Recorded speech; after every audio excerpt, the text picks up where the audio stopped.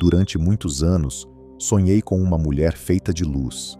Ela caminhava em silêncio, como se carregasse o peso de 1000 vidas nos ombros, mas sem jamais perder a suavidade do olhar. Toda vez que eu a encontrava nesse espaço etéreo, ela me chamava por um nome, que eu não lembrava ser meu, mas sentia. No fundo da alma, aquele nome ecoava como um chamado à origem. Sempre achei que meus sonhos eram apenas sonhos, até que percebi que alguns deles eram memórias, não do que vivi nesta vida, mas do que esqueci por medo de lembrar. Essa mulher de luz, ora forte, ora exausta, me perseguiu por anos, mas não de forma assustadora. Ela era como um espelho em movimento. Cada vez que me aproximava, via algo de mim nela e algo dela em mim.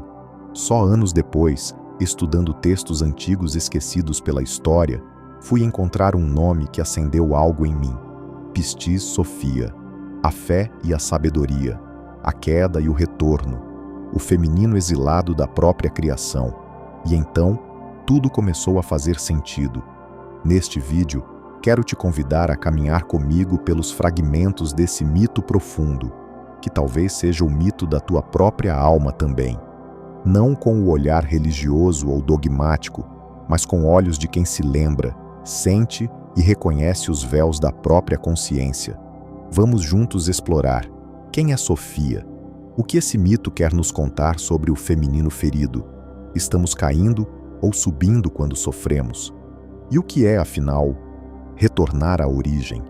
Talvez, ao final, você também se lembre de um nome esquecido, talvez o seu.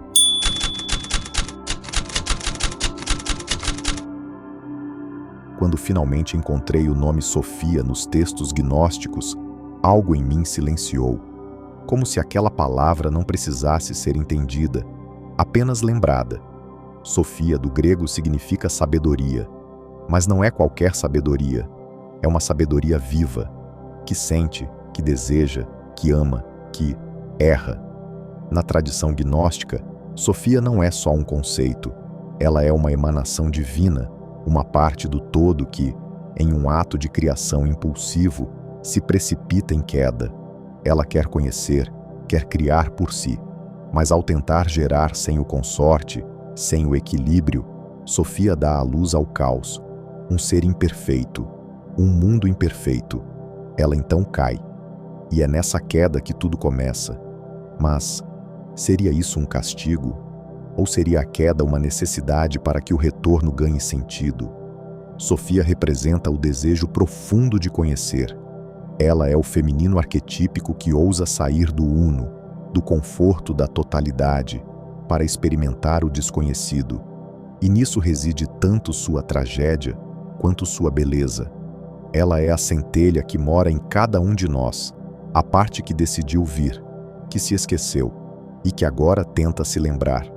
Alguns veem Sophia como uma entidade celestial, outros como um arquétipo da psique. Para mim, ela é ambos, e mais, é o símbolo da consciência que desce para subir, que erra para aprender, que se fragmenta para, aos poucos, se reintegrar. O mais impressionante, esse mito não é apenas dela, é também nosso, porque talvez você também já tenha sentido esse chamado, essa saudade que não tem nome, essa vontade de voltar para casa, sem saber onde é.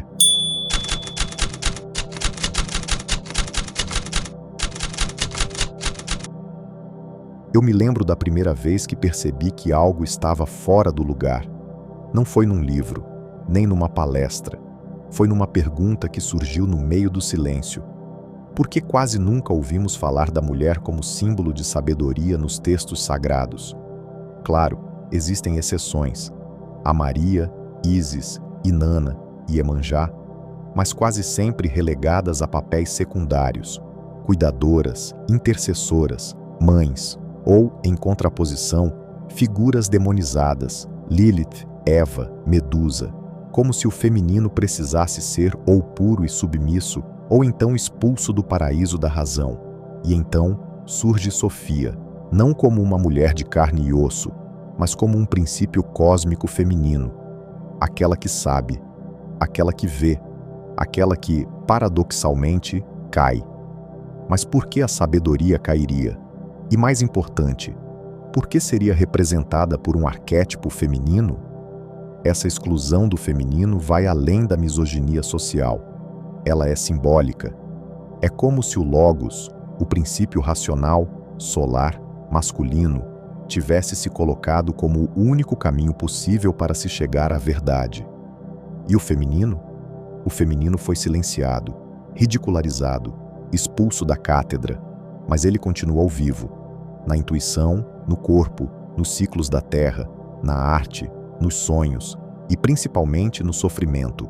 Sofia sofre, chora, cai em realidades densas, busca o caminho de volta. Ela é, ao mesmo tempo, a alma do mundo e a história de cada um de nós. A Piste Sofia não é apenas um texto esotérico, é uma tentativa de restaurar uma parte amputada da nossa jornada espiritual. A sensibilidade, a intuição, a sombra, o cuidado, tudo aquilo que não cabe num dogma, mas pulsa dentro de nós. Quando o feminino é excluído, não perdemos apenas um lado da história, perdemos o equilíbrio, a completude, a conexão com o mistério. E talvez seja esse o verdadeiro convite de Sofia, não o de entender tudo, mas o de sentir novamente, de acolher o que foi esquecido e de descobrir que a sabedoria que salva nem sempre é a que responde, mas a que escuta.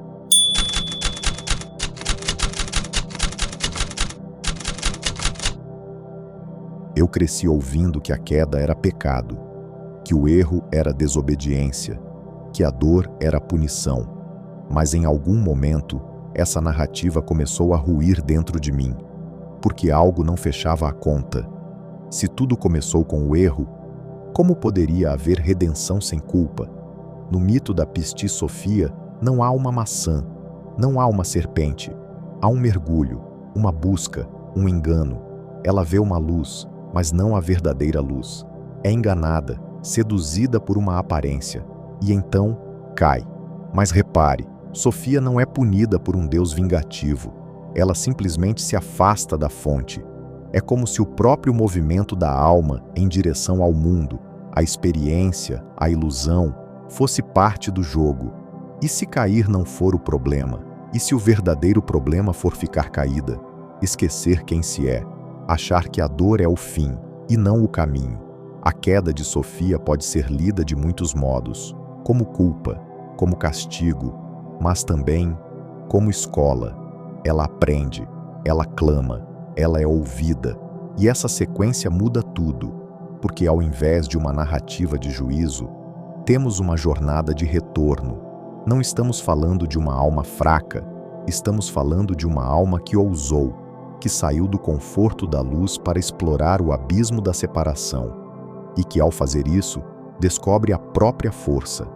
A queda, nesse sentido, não é erro, é experiência, é o chamado para lembrar, não só com a mente, mas com o corpo, com a dor, com o tempo, de onde viemos. A culpa nos paralisa, o aprendizado nos transforma. Sofia clama, e a luz responde, mas ela ainda precisará de 13 arrependimentos para retornar, não como quem volta envergonhada, mas como quem renasce inteira. Talvez seja isso que os antigos queriam dizer, nas entrelinhas, que cair faz parte, que se perder é necessário, e que, às vezes, só reencontramos a luz quando aceitamos a noite dentro de nós.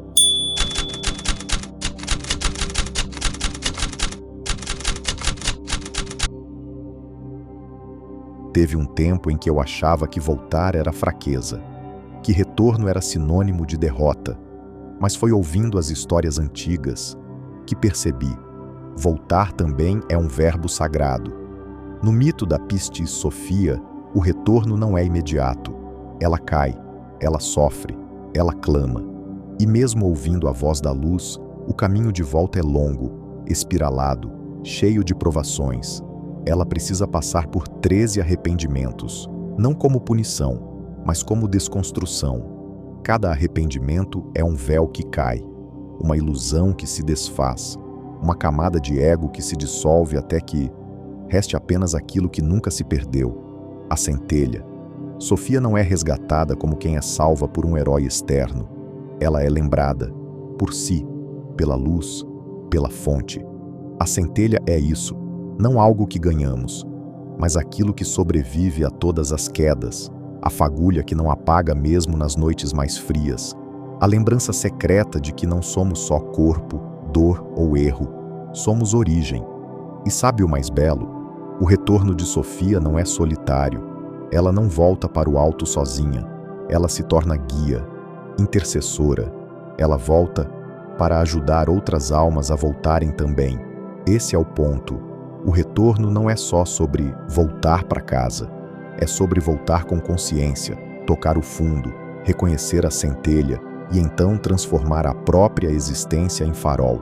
Sofia retorna diferente de quando caiu, mais íntegra, mais lúcida. Ela não volta a ser o que era. Ela se torna aquilo que jamais poderia ser, se não tivesse caído. Talvez seja essa a dança da alma: descer para lembrar, subir para servir, e no meio do caminho, encontrar a si mesma. Há um chamado que não se cala. Ele não grita, sussurra. Ele não ordena, propõe. Ele não exige fé, apenas presença. Sofia, em seu silêncio luminoso, não vem com promessas. Ela não te oferece certezas nem fórmulas. Mas se você escutar com o coração aberto, talvez reconheça o eco. Talvez perceba que essa queda, que tantas vezes chamamos de fracasso, é apenas o movimento necessário para que a alma se lembre de sua origem. Que o retorno não é para um lugar, mas para um estado de consciência. E que, no fundo, o mito de Sofia é também o seu. A cada escolha lúcida, a cada gesto de compaixão, a cada instante de verdade, você resgata um fragmento da centelha. E mesmo que o mundo insista em esquecer, há algo dentro de você, profundo e eterno, que insiste em lembrar. Sofia vive onde a coragem encontra a lucidez. E talvez, só talvez, o que você chama de sonho, seja ela tentando conversar.